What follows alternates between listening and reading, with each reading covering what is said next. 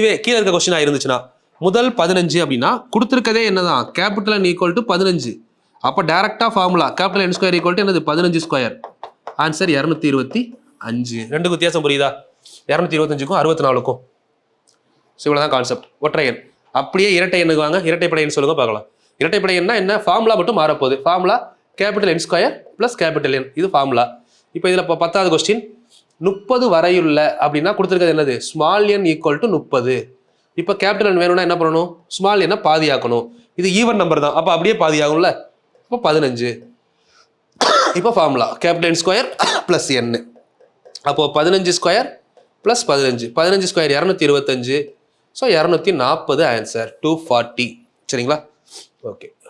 முதல் 30 இரட்டைப்படை எண்களின் கூடுதல். So capital N equal to 30. அப்போது capital N square plus N. அப்போது 30 ஸ்கொயர் 900 ப்ளஸ் 30. ஆன்சர் 930. ஓகேவா? இந்த கான்செப்ட் உங்களுக்கு புரிஞ்சிருக்கும்னு நினைக்கிறேன். சரிங்களா?